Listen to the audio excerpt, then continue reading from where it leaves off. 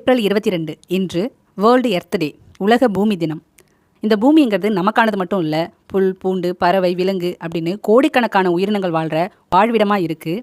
குடிக்கிற தண்ணி, சாப்பிட்ற சாப்பாடு நமக்கு அள்ளித்தர நம்ம அன்னை பூமிக்கு நாம் என்ன செய்ய போகிறோம்? பாதுகாக்க இயற்கையை பாதுகாப்போம், மரங்கள் நடுவோம், தண்ணீரை வீணாக்காமல் தண்ணீரை சேமிப்போம், பிளாஸ்டிக் பயன்பாட்டை குறைப்போம். இந்த எர்த் டேயில் எர்த்தை பற்றியான இன்ட்ரெஸ்டிங் ஃபேக்டையும் தெரிஞ்சுப்போம்.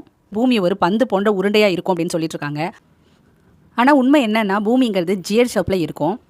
அதாவது அதோடைய சுழற்சி காரணமாக நிலநடு கோட்டு பகுதியில் கொஞ்சம் பருத்தும், துருவ பகுதியில் கொஞ்சம் தட்டையாகவும் இருக்கும். பூமியோட பரப்பளவில் 71% நீர் தான் இருக்குது அப்படிங்கிறது நமக்கு தெரியும்.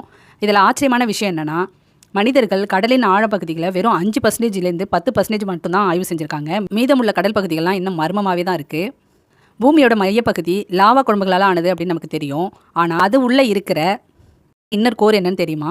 சூரியனின் மேற்பரப்பு போல வெப்பமானது. அது 5400 செல்சியஸ்லேருந்து 6000 செல்சியஸ் வரையும் வெப்பம் இருக்கும்.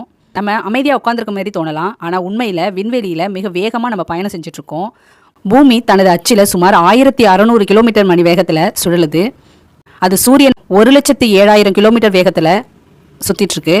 பூமிக்கு வயசு தோராயமாக 4.54 மில்லியன் ஆண்டுகள் இருக்கும் அப்படின்னு சொல்கிறாங்க.